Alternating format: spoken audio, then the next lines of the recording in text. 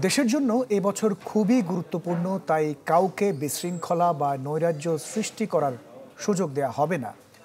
আইনশৃঙ্খলা বাহিনীর প্রধানদের সাথে বৈঠকে এসব বলেছেন প্রধান উপদেষ্টা ডক্টর মোহাম্মদ ইউনূস। আইনশৃঙ্খলা পরিস্থিতি নিবিড়ভাবে পর্যবেক্ষণে একটি কমান্ড সেন্টার গঠনের নির্দেশ দেন তিনি। এ সময় নিরাপত্তা বাহিনীকে সতর্ক থাকার আহ্বানও জানান প্রধান উপদেষ্টা।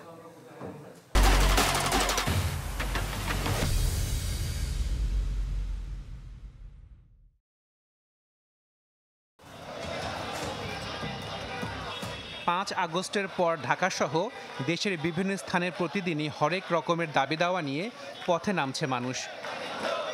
অন্যদিকে ছিনতাই, রাহাজানি সহ অন্যান্য অপরাধের ঘটনাও ঘটছে হরহামেশাই।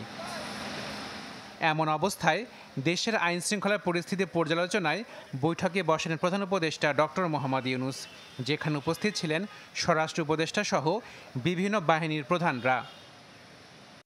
পরিস্থিতি নিয়ন্ত্রণে নির্দেশনা দেন প্রধান উপদেষ্টা। বলেন, চলতি বছর দেশের জন্য খুবই গুরুত্বপূর্ণ। হুঁশিয়ারি দেন, কাউকে এই সুযোগ দেয়া হবে না নৈরাজ্য সৃষ্টির।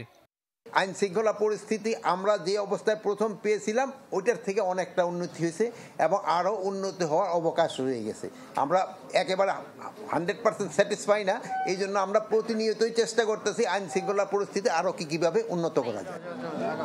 এদিকে ঢাকা বিশ্ববিদ্যালয়ে সরস্বতী পূজা মণ্ডপ পরিদর্শন করে যুব ও ক্রীড়া উপদেষ্টা বলেন, আওয়ামী লীগ ফিরে এলে হুমকিতে পড়বে জনগণের নিরাপত্তা। মানুষ চায় না আওয়ামী লীগ কোনোভাবেই তার মতাদর্শ, তার নাম নিয়ে একটা এরকম গণহত্যা ঘটানোর পর আবারও ফিরে আসুক।